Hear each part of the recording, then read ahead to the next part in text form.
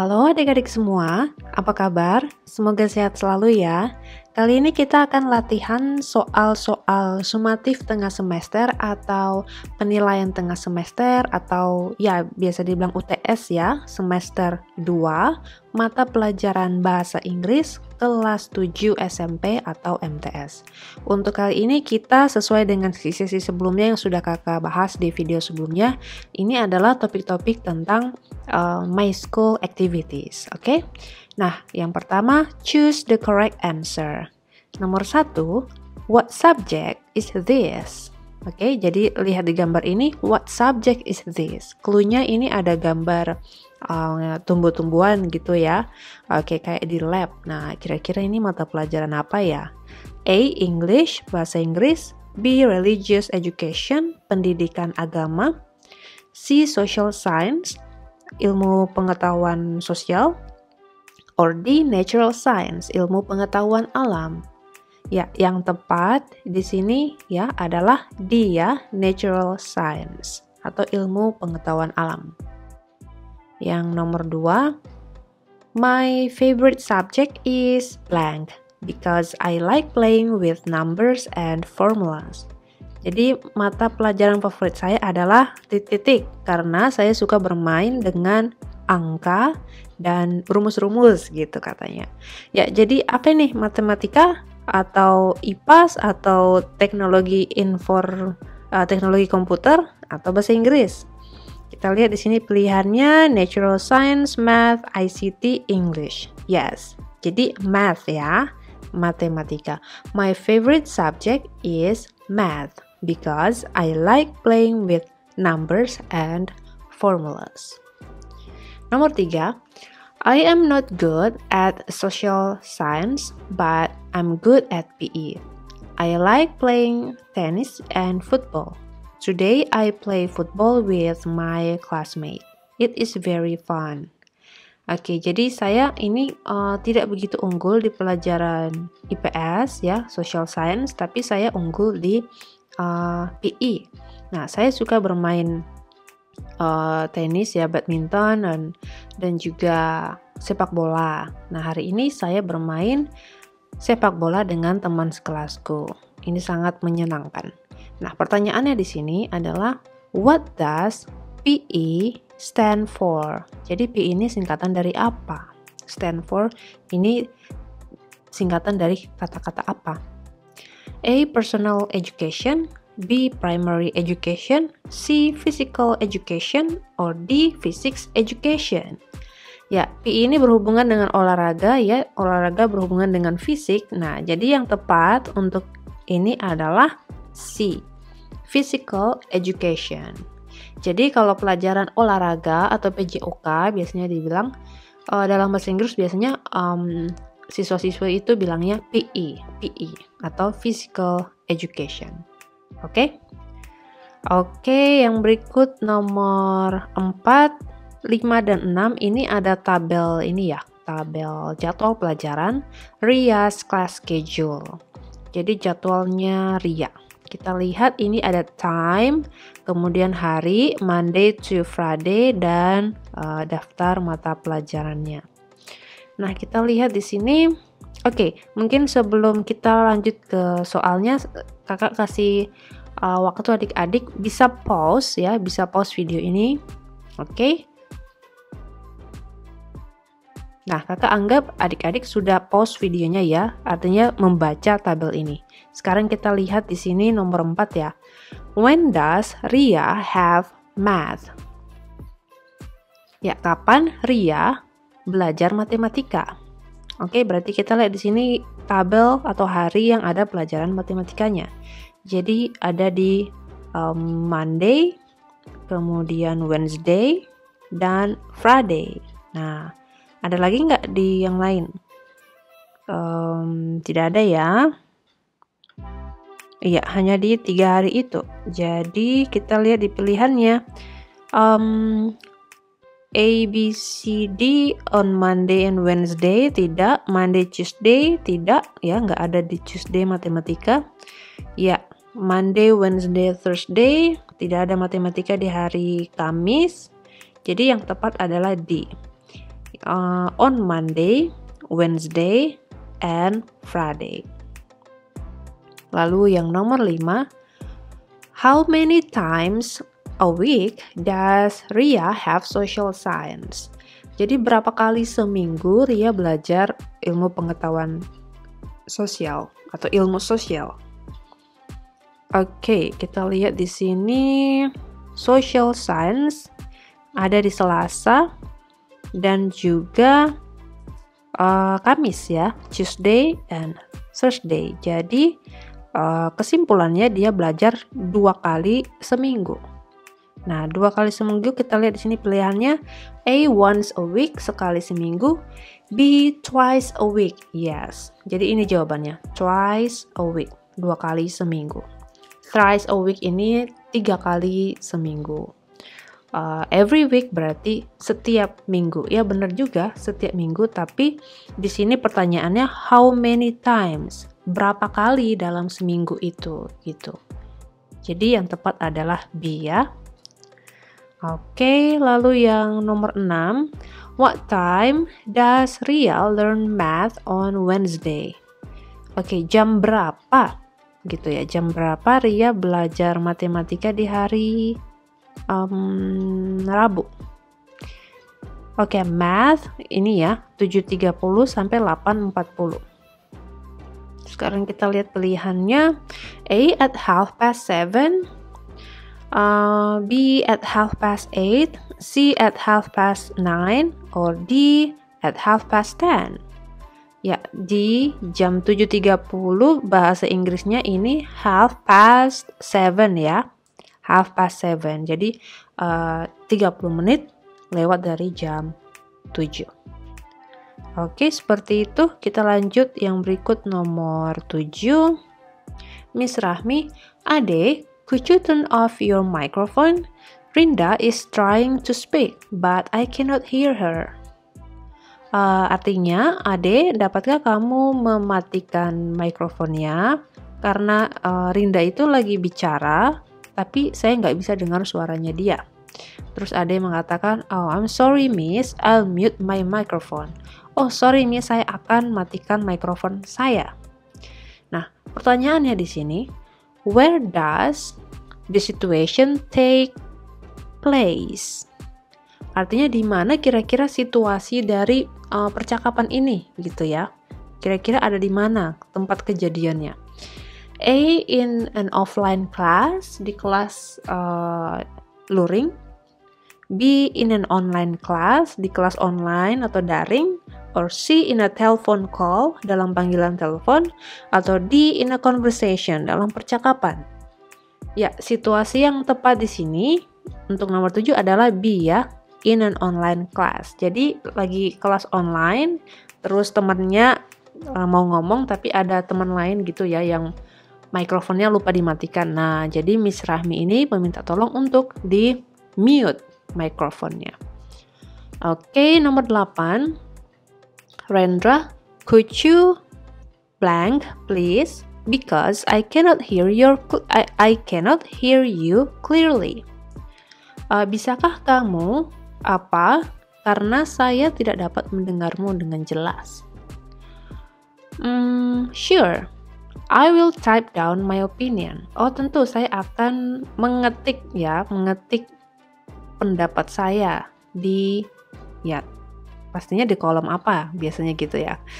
Sekarang kita lihat, could you A, join discussion, bergabung dengan diskusi, partisipasi. B, mute the microphone, mematikan mikrofonnya. C, turn on the camera, menyalakan kamera. Or D, write on the chat box, menulis di kolom chat. Nah, kita lihat di sini ya adik-adik situasinya bahwa Rendra ini minta tolong Sony untuk melakukan sesuatu karena ini, I cannot hear you clearly. Saya nggak bisa dengar suaramu, jadi bisa nggak kamu apa? Terus Sony-nya bilang, oke, saya akan ketik. Nah, kira-kira di mana nih yang tepat dari keempat ini? Ya, jawabannya adalah D ya. Could you write on the chat box, please? Because I cannot hear you clearly. Jadi bisa nggak ketik di chat box, saya nggak bisa dengar kamu, suaramu. Oh iya, saya akan ketik pendapat saya di chat box. Maksudnya kayak gitu. Oke? Alright, itu untuk 8. Kita lanjut nomor 9. We usually see this icon in video conferencing platforms. What does it mean? Nah, jadi biasanya kita lihat icon ini ya di platform-platform video conferencing ya, kayak Zoom atau Google Meet. Nah, kira-kira ini maksudnya apa ya? Icon ini maksudnya apa? A. Turn on the camera. B. Turn off the camera. C. Mute the microphone. Or D. Unmute the microphone. Ya, jadi turn on itu nyalakan, turn off matikan, mute dalam hal ini menyalakan mikrofon gitu ya, and unmute itu mematikan mikrofon. Nah, untuk ini artinya mute the microphone. Oke, jadi mikrofonnya dalam keadaan mute atau dimatikan, diam, dinonaktifkan. Oke, nomor 10. Rearrange these words into the correct sentence. Coba kita atur lagi kata-kata berikut ini menjadi kalimat yang tepat. Always on time, join, class, the I. Ya, jadi kita bisa awali dengan subjek dulu ya. Kita cari subjeknya di sini ada I. Oke, jadi kita kalau nyari jawaban kayak gini kita lihat dulu nih, analisa gitu ya. Oh ya, ini I, berarti antara A atau B. Karena kalimat dimulai dengan kemungkinan I always join the class on time. Oke, tapi kita lihat dulu yang B. I always on time join the class. Ini kurang tepat. Ya, jadi yang tepat adalah A. I always join the class on time. C dan D kurang tepat. Join the class, I always on time. The class on time, I always join. Ini C dan D kurang tepat ya. Jadi yang tepat adalah A. Nomor 11 sampai 13 ini ada teks. Read the text for number 11 to 13.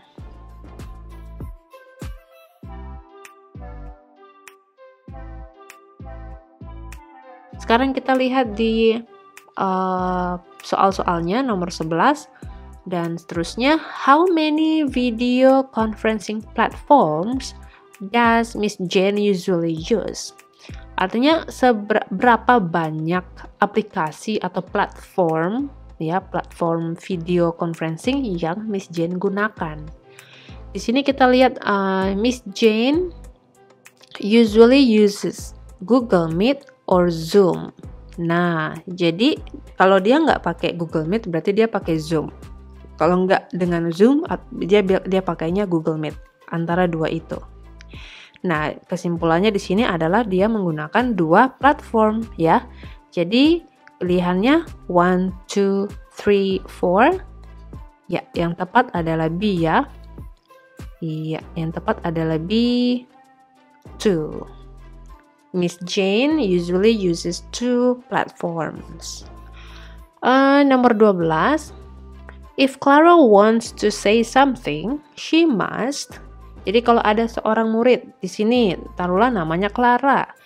Kalau dia ingin berbicara gitu ya, apa yang harus dia lakukan berdasarkan class rules, aturan-aturan di kelas ini?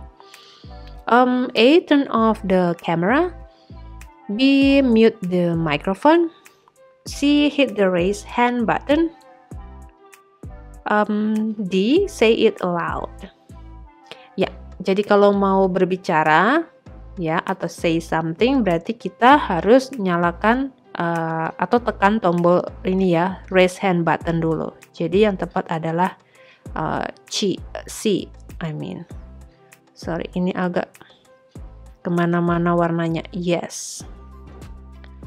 Oke, ini untuk 12. Jadi 12, if Clara wants to say something, she must hit the raise hand button. Lalu yang nomor 13. Does Miss Jane teach English once a week? Apakah Miss Jane mengajar bahasa Inggris sekali seminggu atau seminggu sekali. Kita lihat aja di sini pernyataannya. She teaches English to 7 grade students every Monday and Tuesday. Jadi ini setiap hari Senin dan Selasa. Jadi pertanyaannya tadi, apakah Miss Jane mengajar bahasa Inggris seminggu sekali? Tidak ya, tapi seminggu 2 kali, Senin dan Kamis. Nah, sekarang di sini kita pilih tidak. Tapi pertanyaannya tidaknya ini yang mana, gitu ya. B ada no, she doesn't. Kemudian yang D ada no, she is not. Nah, karena pertanyaannya dimulai dengan does, jadi kita juga menjawab dengan pola yang sama, gitu ya. So, yang tepat adalah B. No, she doesn't. Does Miss Jane teach English once a week? No, she doesn't. She teaches English twice a week. Oke. Nomor 4. I have never missed any assignments because I set reminders. Saya tidak pernah hampir tidak pernah skip atau namanya miss assignment. Saya nggak pernah tidak mengerjakan PR gitu maksudnya. Karena saya pengingat gitu. Jadi dia nggak pernah nih. Artinya dia selalu menyetel pengingat. Kita lihat di sini pilihannya. A always, B sometimes, C seldom, or D never. Yang tepat always ya, karena dia selalu menyetel pengingat sehingga dia tidak pernah kehilangan waktu atau kesempatan untuk mengerjakan PR-nya atau menyelesaikan PR-nya. Oke. Nomor 15. Randy is blank late for English class. He is always on time. Nah, ini sama dengan yang sebelumnya. Kira-kira ini mana nih adverb of frequency yang cocok ya? Ini udah adik-adik pelajari ya. Kalau mau lihat di video kakak sebelumnya juga udah jelasin tentang ini. A always, B sometimes, C usually, D never. Jadi Randy ini titik terlambat kelas bahasa Inggris. Dia selalu on time, dia selalu tepat waktu. Berarti artinya di sini Randy tidak pernah terlambat kelas bahasa Inggris karena dia itu selalu tepat waktu. So, yang tepat di sini nomor 15 D ya. Randy is never late for English class. Oke. Nah, sekarang yang berikut. Nah, untuk nomor text for number 16 ya, 16 to 18. Sekali lagi kakak kasih kesempatan untuk adik-adik coba pause video ini untuk dibaca ya. Dibaca dulu ini masing-masing dipahami. Oke, silakan di pause videonya.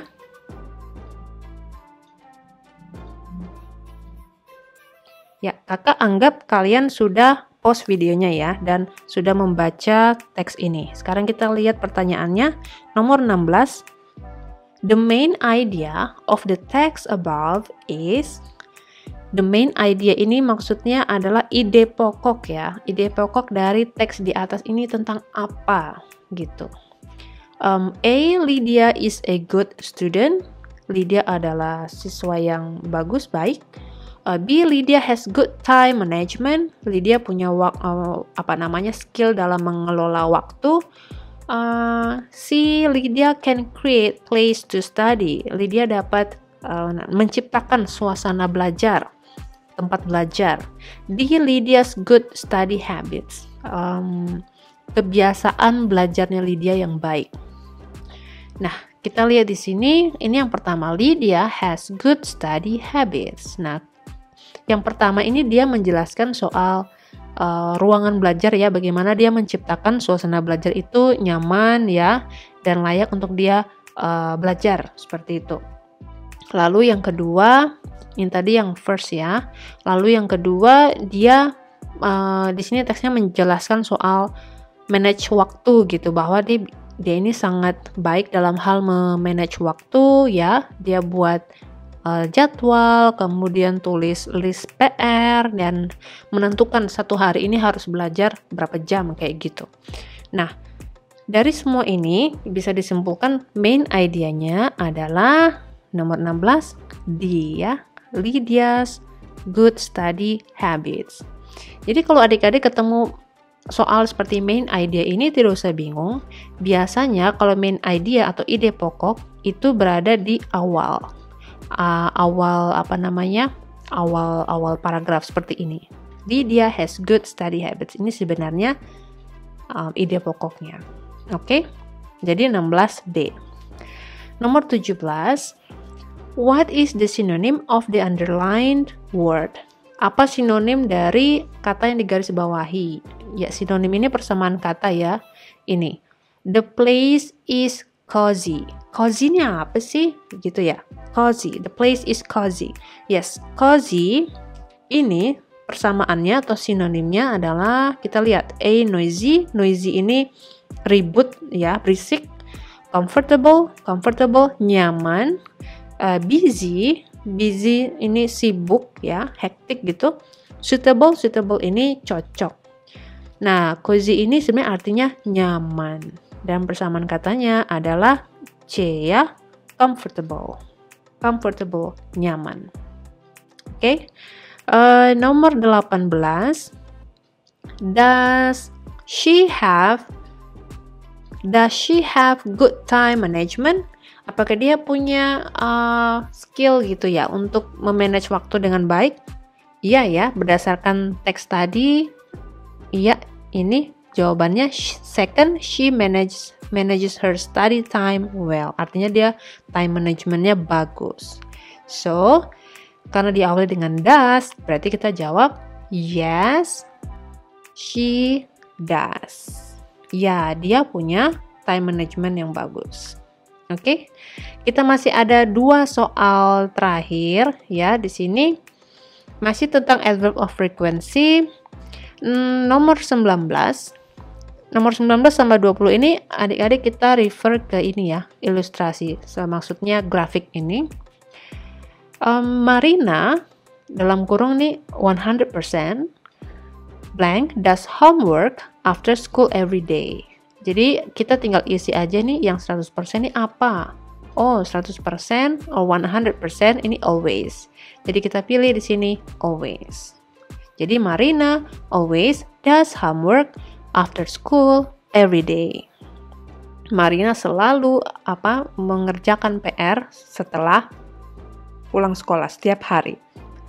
Nomor 20, I ini 50% ya, 50%. Lihat aja di sini, oke. Learn math with my study buddy. Saya, ya, sometimes, kadang-kadang ini 50%. I sometimes learn math with my study buddy. Jadi, kadang-kadang dia belajar dengan teman belajarnya, atau bisa juga dia sendiri gitu. Tapi sama teman belajarnya ini hanya kadang-kadang. Oke adik-adik, seperti itu ya untuk latihan kali ini, latihan soal PTS atau UTS atau STS semester 2 untuk bahasa Inggris kelas 7 SMP. Terima kasih sudah menonton. Jika dirasa ingin belajar sendiri atau menjawab soal-soal ini, kakak sediakan filenya yang ada di description box untuk adik-adik pelajari. Terima kasih.